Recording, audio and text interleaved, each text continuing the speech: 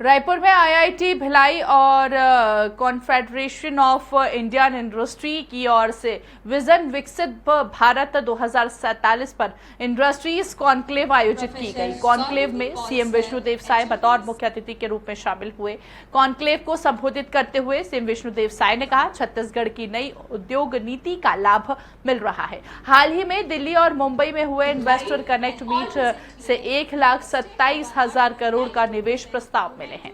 इसके अलावा बेंगलुरु के इन्वेस्टर्स कनेक्ट में 3700 करोड़ का एमओयू भी साइन हुआ है। अब तक 4.5 लाख करोड़ के निवेश का प्रस्ताव आए हैं। इनमें से कम 3 लाख करोड़ का निवेश होना तो तय है।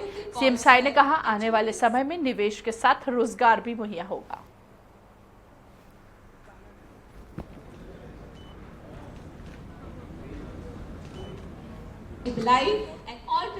उद्यमी हैं छत्तीसगढ़ के, वो आईआईटी भिलाई के सहयोग से उनके तकनीकी सहयोग से आगे बढ़कर विकसित छत्तीसगढ़ खड़ा करेंगे। उसके लिए पूरा एक कॉन्क्लेव है और मुझे पूरा विश्वास है कि इस कॉन्क्लेव की सार्थकता निकलेगी।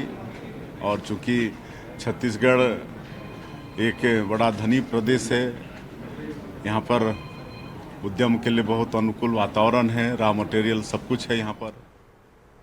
छत्तीसगढ़ 2047 तक विकसित छत्तीसगढ़ 2047 तक विकसित भारत के लक्ष्य को पाना है, तो उसके लिए इंडस्ट्री को और एकेडमिया को एक साथ मिलकर के किस तरह से आगे आना है, इस पर आज विचार विमर्श किए गए। कैसे नई टेक्नोलॉजीज़ को लाना है, और साथ में सबसे बड़ी बात है जो हमारा छत्तीसगढ़ में जो ज्ञान परंपरा है, जो ट्राइबल्स नॉलेज है, उस नॉलेज को आधुनिक नॉलेज के साथ मिलाकर के कैसे आगे लाना है, इन सारी बातों पे विचार विमर्श हुए। सीआईआई चेयरमैन के रूप में बहुत अभिभूत हूँ इस गवर्नमेंट की जो मंशा है, इनका जो इंटेंट है और जो डायरेक्शन में छत्तीसगढ़ जा रहा है। जैसा सीएम साहब ने अभी बताया कि 3-4 लाख करोड़ के ऑलरेडी प्रस्ताव आ चुके हैं इन्वेस्टमेंट के, और ये सब मूर्त रूप से आएंगे।